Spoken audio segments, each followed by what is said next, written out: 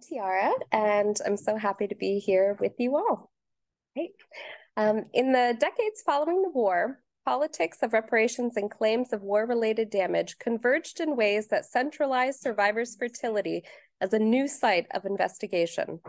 More than a condition that occurred organically, infertility became the language through which to articulate gendered bodily damage stemming from Nazi persecution. While infertility was postulated as a potential consequence from these lived experiences in camps and ghettos, it was in fact evidenced and recorded for a number of targeted groups who had been subject to forcible sterilization.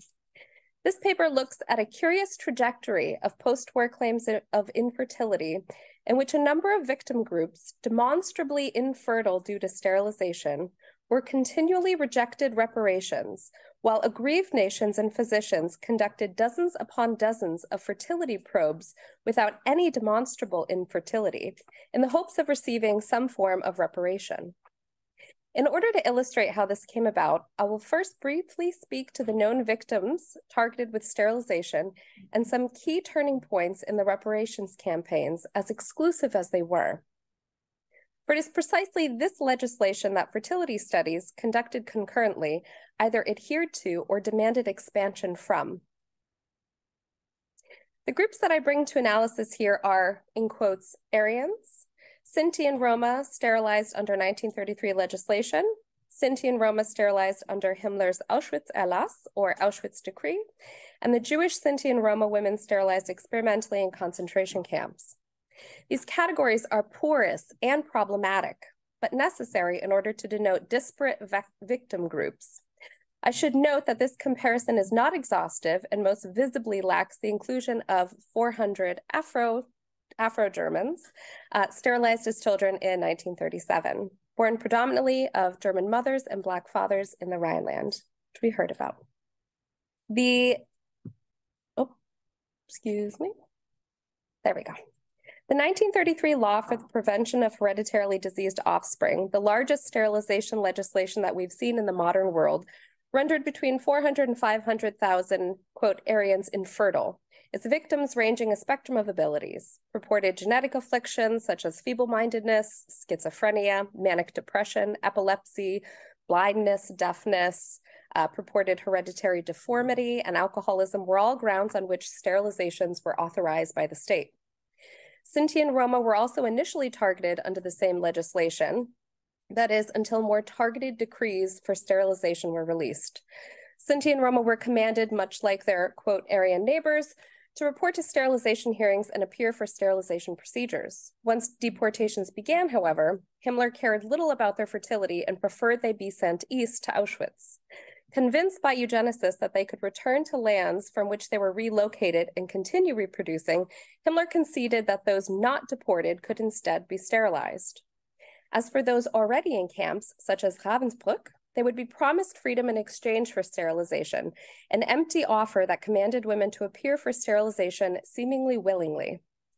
Those sterilized experimentally in the camps, much like all other atrocities that occurred there, needed no legal framework on which to rest.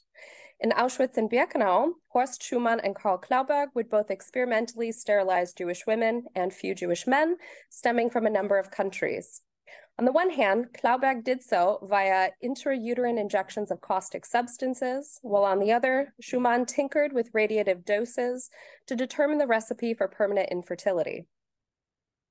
In a hurried flee during the war, Klauberg continued to Ravensbrück after the liquidation of Auschwitz, where it's estimated he experimentally sterilized between 200 and 400 Sinti and Roma women and girls. This slide depicts some cornerstones in the campaigns for sterilization-based reparations following the war. While this graphic is quite reductive, I'd like to elucidate that restrictions were continually railed against by survivors. Not without significant campaigns and political efforts and a change of generation, or Generationenwechsel, did reparation become more encompassing over the decades. For those who had survived legal sterilization, they could apply for reparation funds under the BEG, I'll just call it BEG, only if they could, one, physically evidence the damage, whether on their bodies or on paper, and two, demonstrate a reduction in labor capacity. Later, they would also be able to apply for recurring monthly payments under the Härterichtlinien im Rahmen des Allgemeinen Kriegsfolgengesetzes, or the AKGHR, though only if they demonstrated financial need.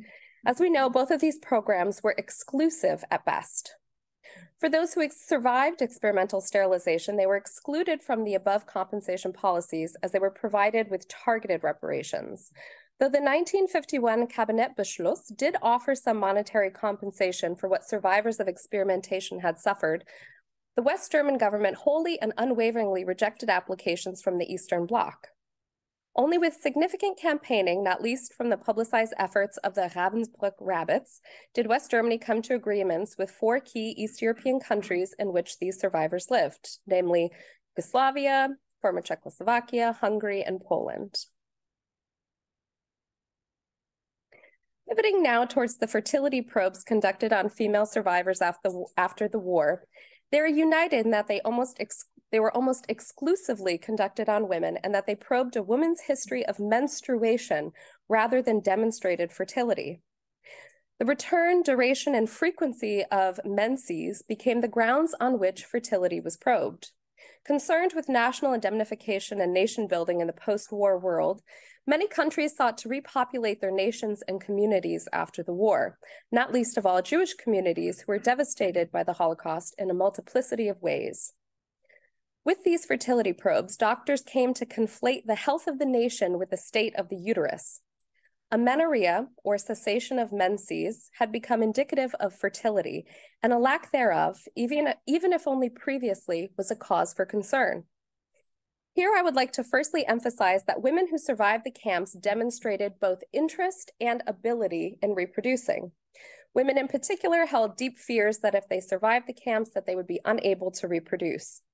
Faced with amenorrhea, some internalized the circulating rumors of experimental sterilization in the camps, while others claimed that additives such as bromide or brom were being covertly added to their food.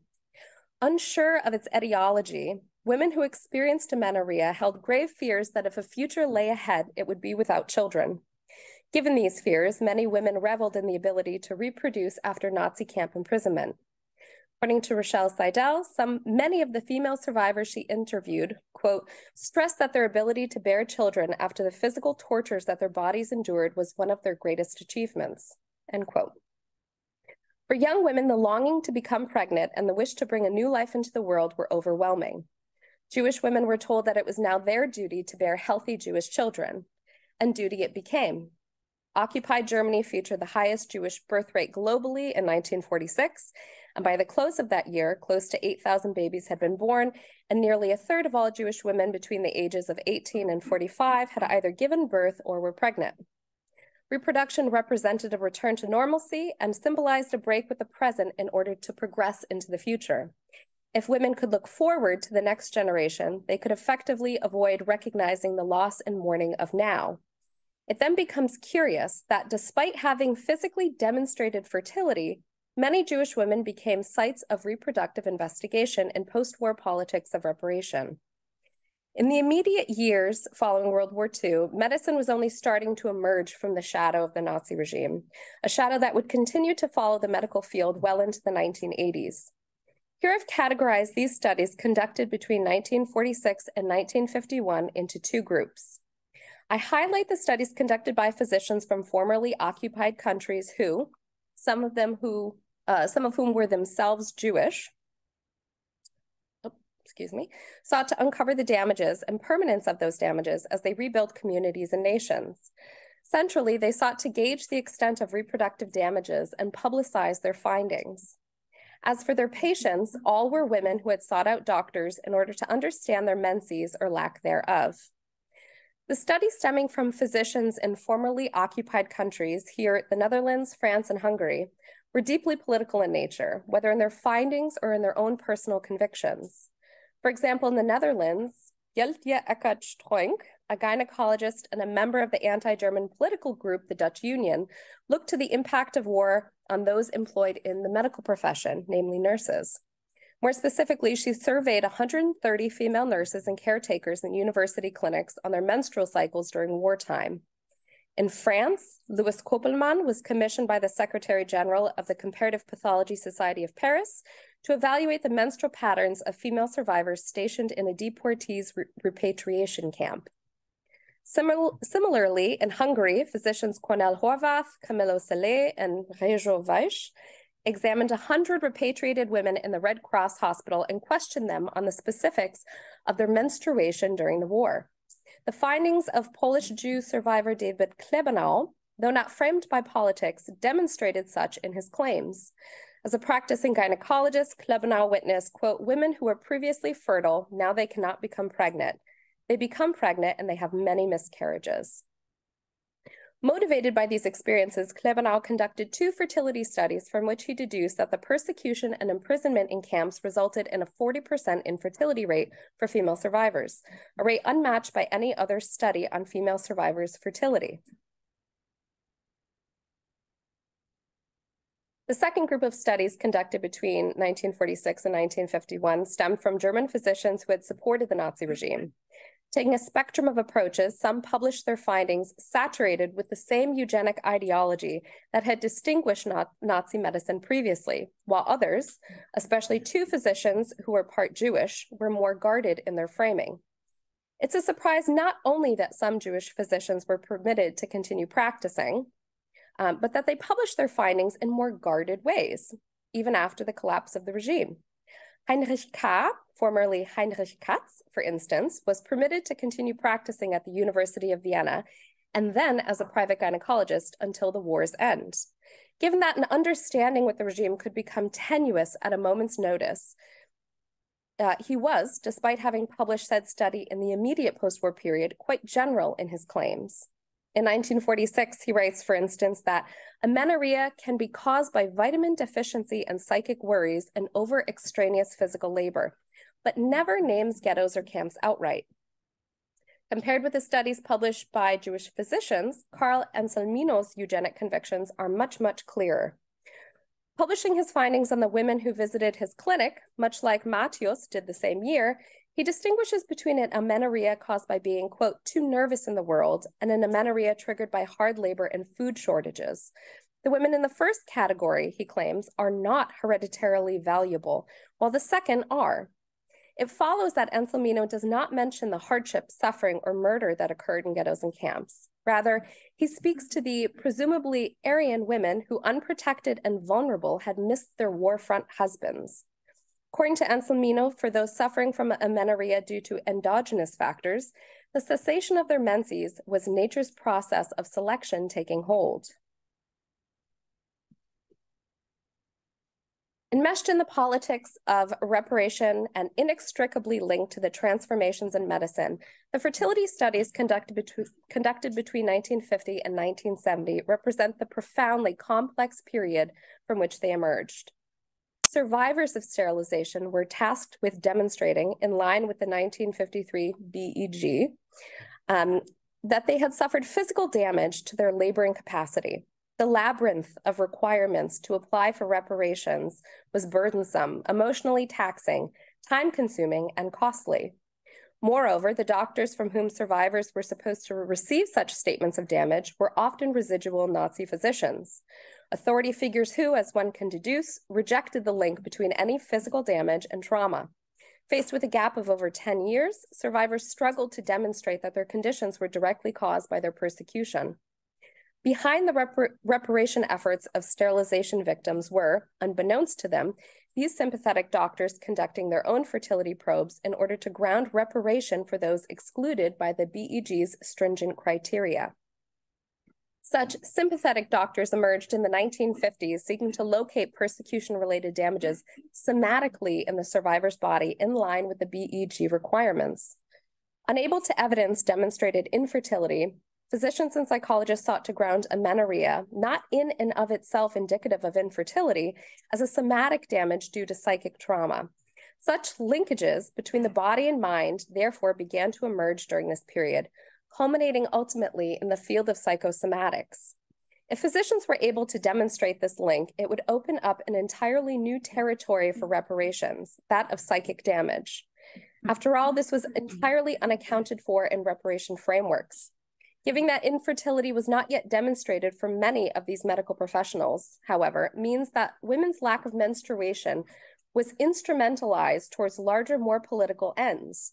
After all, these studies were published not for individual women suffering from infertility, but for nations more broadly. Survivor physicians and sympathetic doctors, many of whom were, again, from formerly occupied countries, endeavored to document the range of damages done into the survivor's body, publicizing these findings and consequently demands for justice. The repeated probe of the survivor's body, though, was not without repercussions.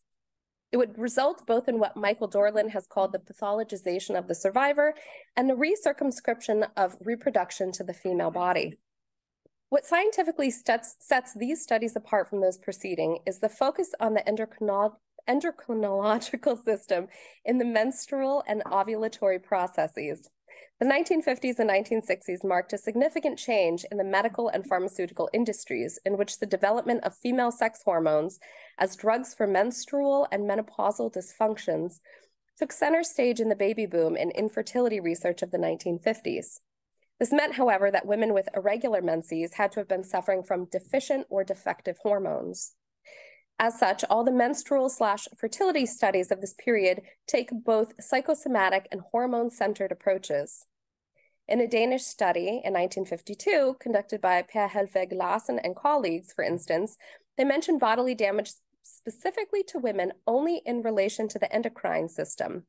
Pathologizing the survivor as suffering from famine disease, KZ syndrome, and of avitaminosis, they write that there's hardly any doubt that the course of famine disease extensively bears the imprint both of regulating the endocrine function and of defects in the endocrine glands, ascribable to undernourishment, and that this unavoidably leads to atrophy of the ovaries.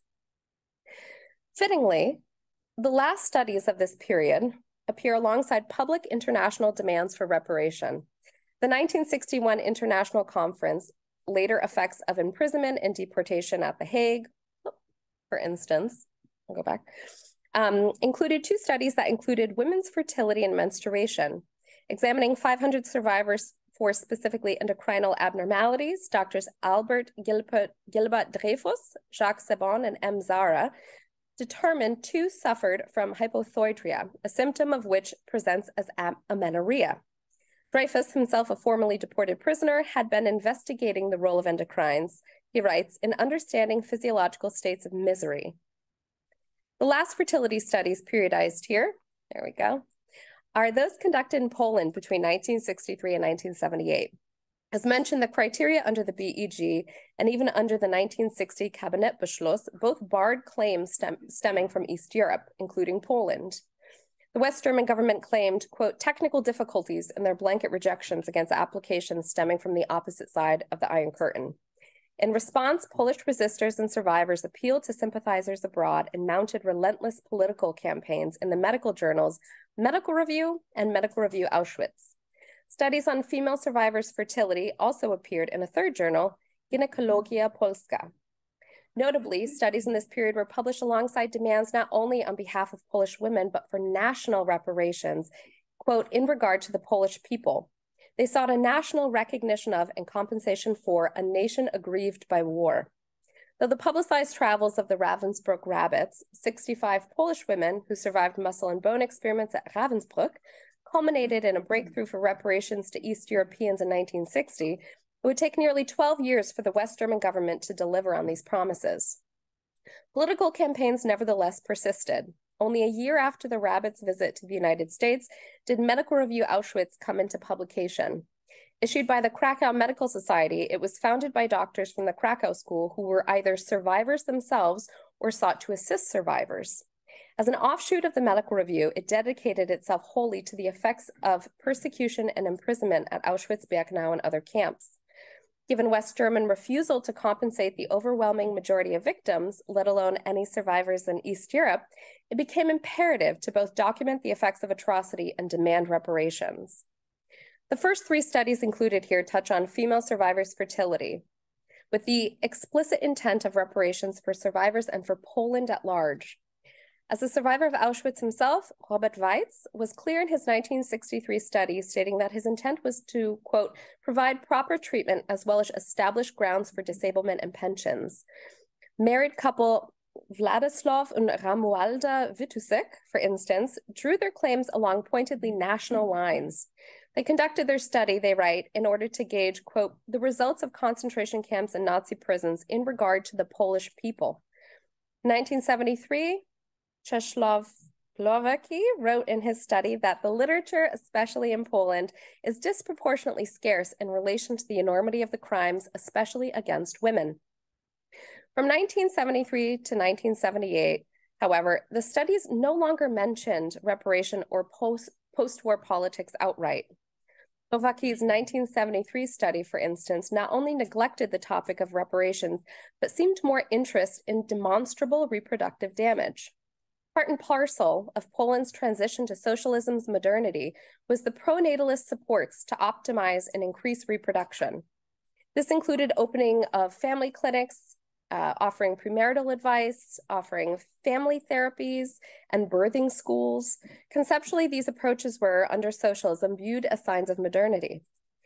When brought into dialogue, these two separate but not unrelated histories of infertility, purported or otherwise, reveal the ways in which survivors, desperate to receive some form of compensation, were forced to evidence damages in accordance with West German requirements, even if it were still unsuccessful for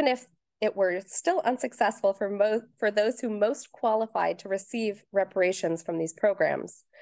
Moreover, these entangled histories reveal the ways in which women's fertility is read as representative of a nation's growth, instrumentalized towards national and political ends. Thank you.